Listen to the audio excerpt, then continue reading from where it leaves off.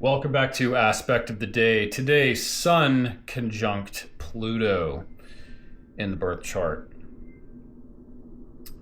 Now, anyone who has this aspect in their birth chart is going to be interested in the depths of interpretations that they can find on this aspect because their identity is at stake here because it deals with the sun. And that's what the sun is. It's your ego identity.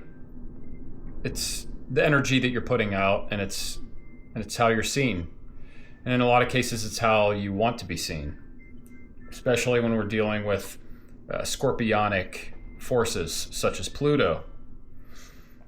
Now, this aspect warrants our understanding Pluto from a particular angle here. Because we're dealing with the identity, the sun, we often think of Pluto as the planet of regeneration, re-identification. And I want to explain why that is. No one ever talks about this. They just say Pluto's about regeneration, and then they move on quickly. Okay?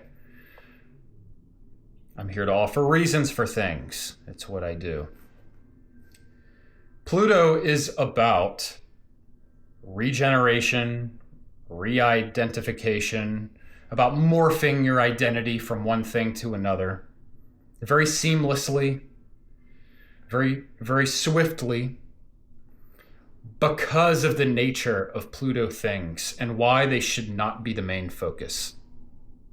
Pluto is way far out there. We cannot see it with the naked eye.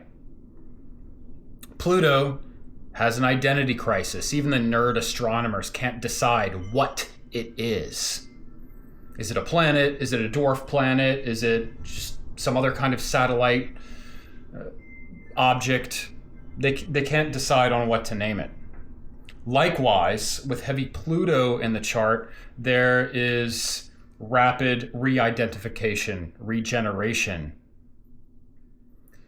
regarding what we call things, how we see things, how we appear in our Pluto state. And the reason for that is that Pluto doesn't really ever need to be the main focus of anything. It doesn't really carry enough gravity with it to have a massive impact on anything in the solar system. Okay? It's not to say Pluto isn't important in your chart, but it's important in a subconscious way. It tells us about the depths of motivation that we might have behind re-identifying ourselves or pursuing this career path or that person, that relationship.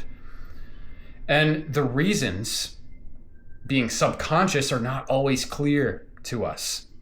So Pluto is kind of in the background, pushing our desires and our motivations in certain directions without us even knowing.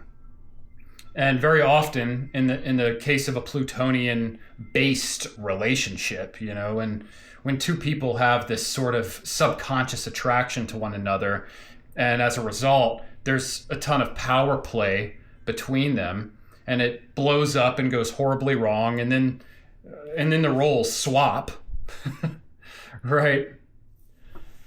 That's an example of how Pluto manifests in the physical. And in the conscious, it's from the subconscious. We don't know that it's lurking and changing our direction and our orientation. So as Carl Jung says, self-awareness comes when we make the subconscious or the unconscious conscious. That's when true growth happens. That's what we should seek to do with Pluto in our chart. Where is our Pluto? Which house is it in? What are the themes associated with that house? Well, that's the area of our life where we are going to be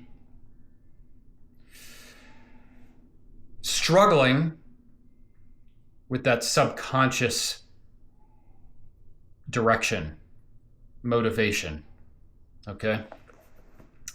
So when we put Pluto in a conjunction with the sun, that's greatly affecting our identity and all of the energy that we're putting out into the world, how we're providing to our environment, how we're doing our sun things.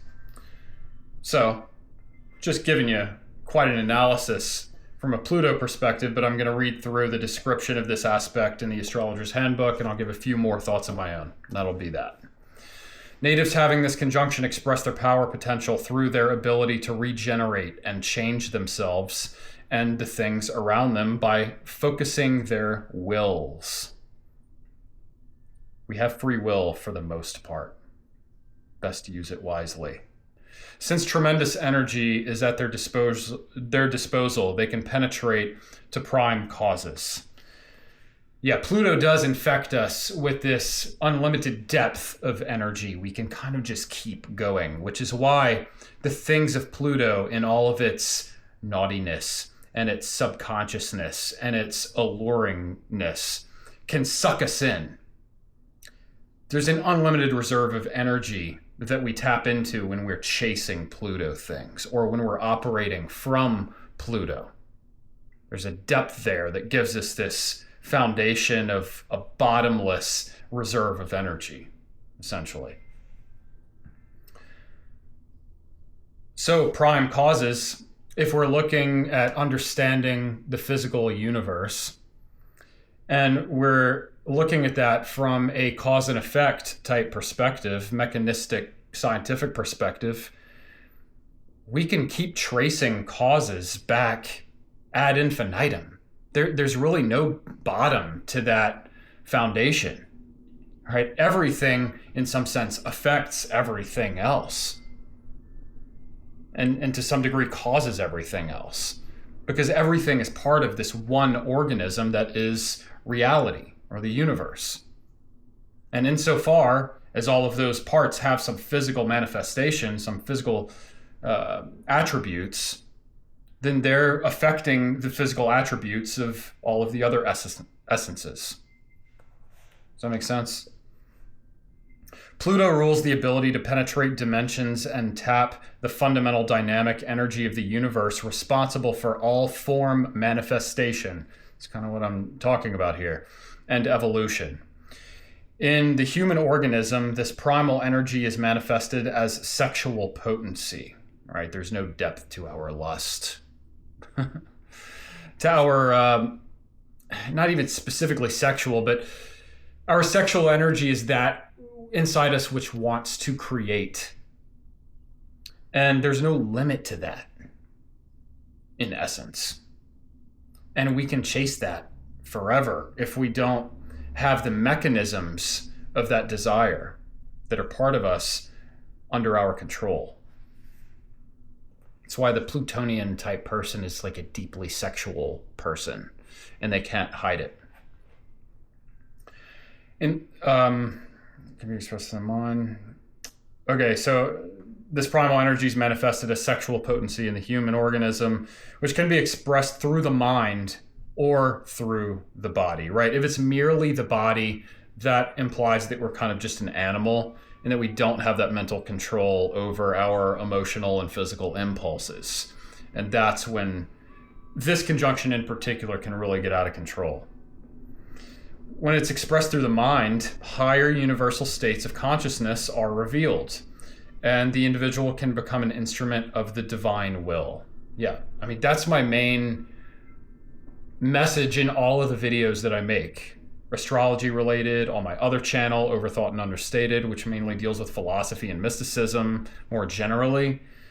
It's about aligning your will with the divine and realizing the duty that's involved in knowing that you're just part of the universe and you're meant to serve it using your gifts.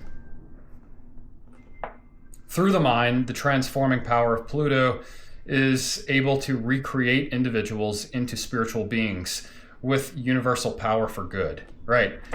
Again, Pluto is about the depths of things that we can't see. And if we're always chasing that, we're actually forced to regenerate and re-identify ourselves and to transform.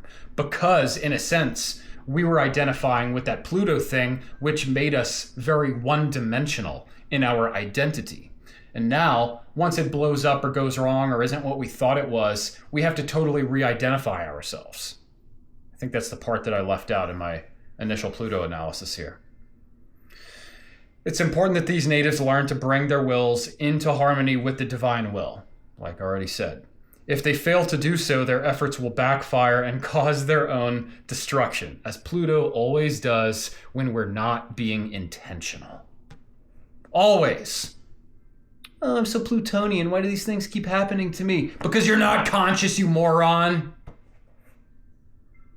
Be more conscious and intentional and aware of how you affect space and people and the world.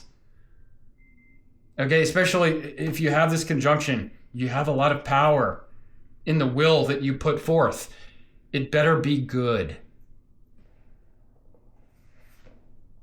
or else you'll be destroyed too. You can't rule the universe. You're just a tiny speck within it. But you can make a massive difference, for better or for worse. People with this conjunction can have a power complex, yes, and if allowed to go too far, can become dictatorial. You could become a dictator or a cult leader if you don't know that word. They must realize they are not the only power in the universe, that each person's will and power are borrowed from a universal source of energy and must maintain harmony with it. Okay, I feel like me and these guys, we're just kind of on the same wavelength. Anyway, I hope that message is clear and that this analysis was thorough enough and on some level helpful. That has been Sun conjunct Pluto. There's plenty more we could get into about that, as with any Pluto conjunction or aspect, because it's all about depth. So make sure when you're going into that depth, especially regarding your sun, your identity expression, that you're doing so for good's sake, oriented toward truth and goodness, and for no other reason. And when you do that, you'll be much more accepting of things not turning out the ways that you expected, because you're humbled already in that fact that your identity and your will is just part of the universe, and like the description just said, borrowed from it, that you don't even own your own will, but rather are burdened with it and have a duty toward the universe, and that's what we use our wills to do. All right, you guys have a good day. See you in the next one. Cheers.